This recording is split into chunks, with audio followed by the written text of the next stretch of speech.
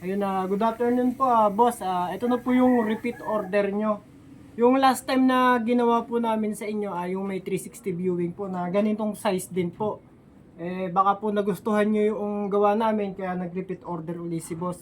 Pero sabi niya sa akin, i-customize ko siya ng stock loop na sliding door. Sliding, tapos kabila sliding din yan.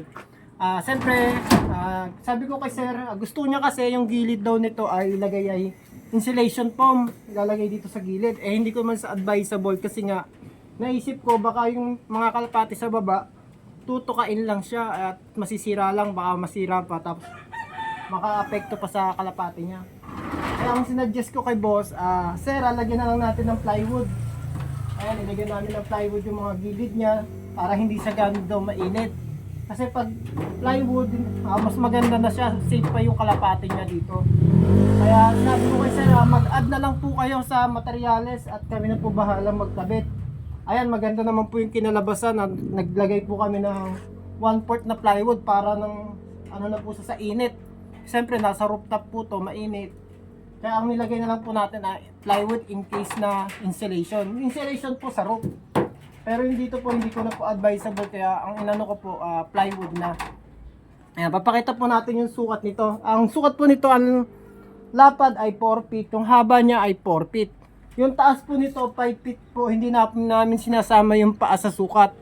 Na ang details po nito is sliding door, 2 section. Parang pang-breeder na rin po ito na meron na rin sa kasamang boxboards. Ayan, papakita ko po sa inyo yung loob.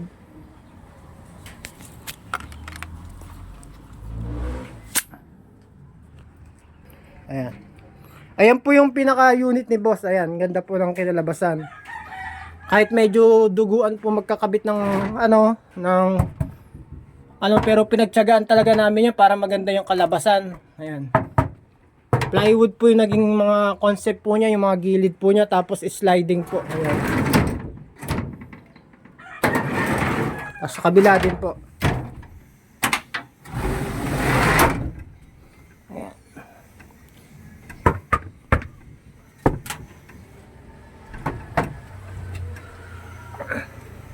Ang ganda po tapos ng kinalabasan ng unit niya.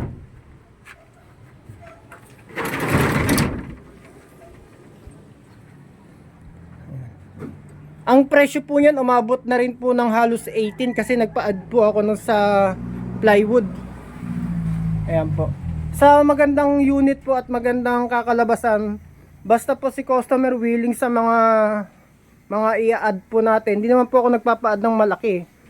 Pinapa-add ko lang po yan para maganda kalabasan ng unit ninyo. Ayan. Okay na boss, pwede na po namin ipabaklas tapos ipapaship na po natin. Bayad naman na po yan, kakapa-order lang ni boss. Sabi niya, boss, bayaran ko na. Ganun kagalante si boss.